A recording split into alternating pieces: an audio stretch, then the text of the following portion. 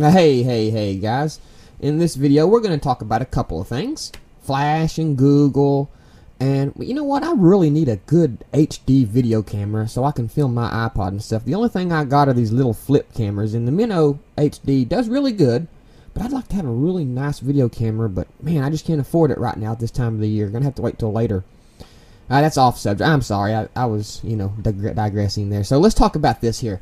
As everybody knows, Adobe went to have an example of Flash running on mobile devices on the Nexus 1 on a demo here lately, and it crashed twice on them during the demo. Now, the first thing I'm going to say is, Jesus Christ, Adobe, you didn't test these things out. I'm sure you did, and they worked fine, but at the scrutiny you're under about Flash, I would have doubly made sure that I wasn't going to have no fuck-ups before I took a mobile Flash out on stage and showed people.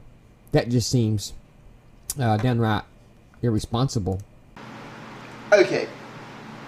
It works flawlessly in the video he's complaining about here in his thing, so I'm assuming what Eric's on about is at some Adobe convention, it glitched.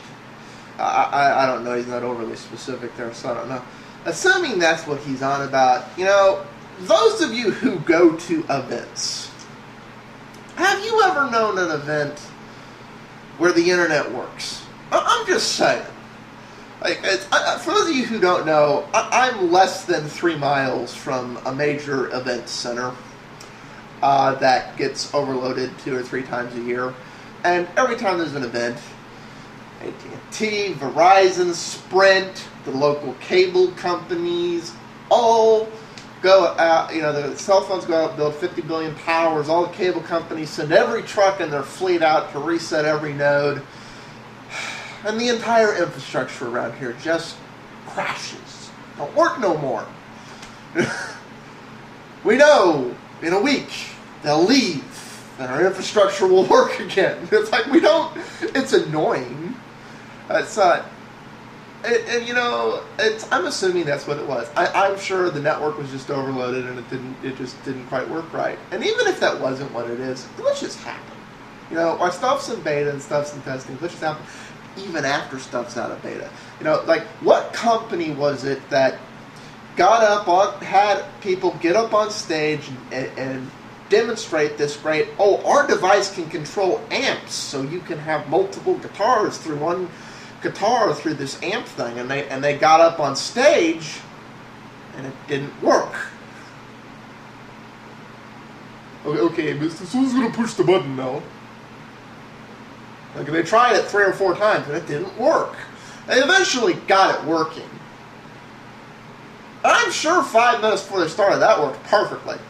Something got glitched. Who was that company? Oh yeah, Apple.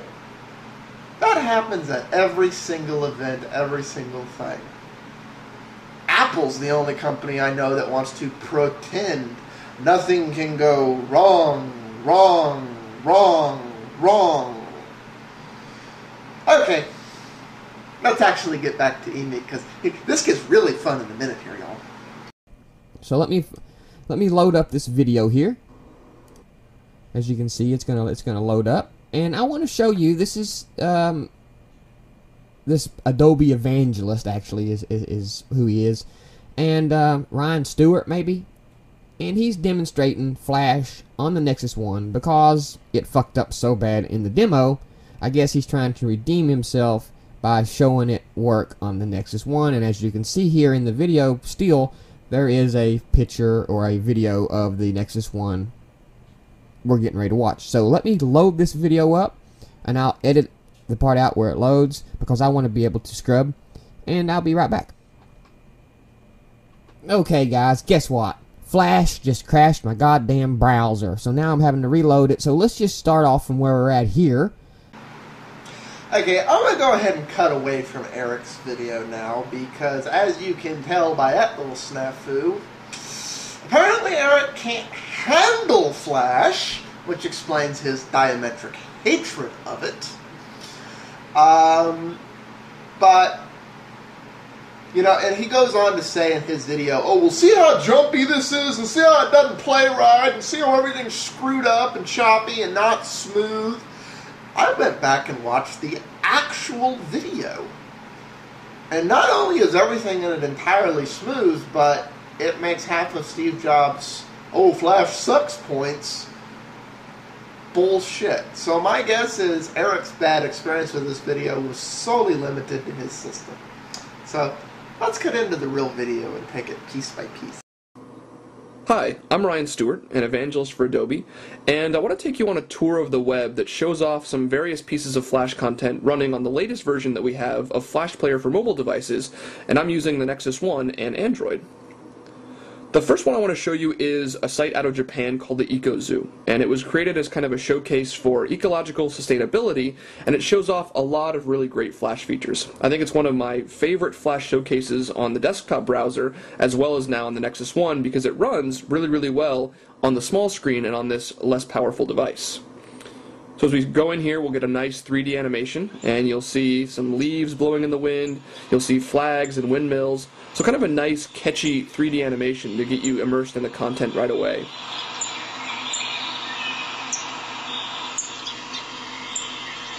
And as we scroll down, I'll kind of explain the Flash experience on the Nexus 1.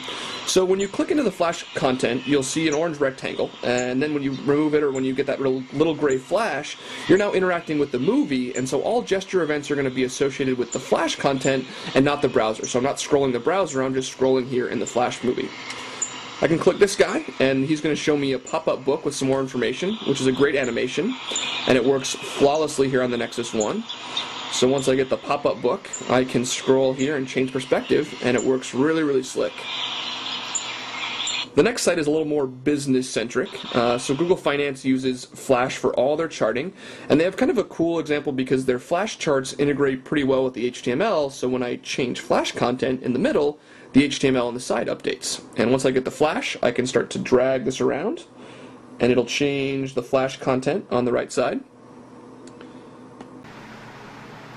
Okay, I don't know about the rest of y'all, but that didn't look choppy or bitty or really anything to me. It just seemed to, he moved his finger around, it just seemed to flow around and everything and, you know, be a little immersive, interactive environment.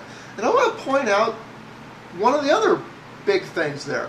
What was one of Steve Jobs' big points and his 6 reasons why Flash sucks? Oh yeah, Flash makes extensive use of mouse over and mouse interaction effects. I'm paraphrasing here because I don't remember what he said word for word. At this time, there is no way for touchscreens to interpret these events. Therefore, Flash would have to be completely and totally redesigned. And I actually agreed with him on that. I'm like, yeah, he's right. The whole internet needs to be redone for mobile. Adobe, come here. Thank you for proving me wrong. Because what they've just shown here, using a beta, is that all you have to do is put in a gesture emulation layer, and then all those mouse effects, which touchscreens have no native support for, are perfectly and seamlessly emulated. Really? Huh. And it doesn't lag, and it doesn't do other crap. And what do you know? It just works.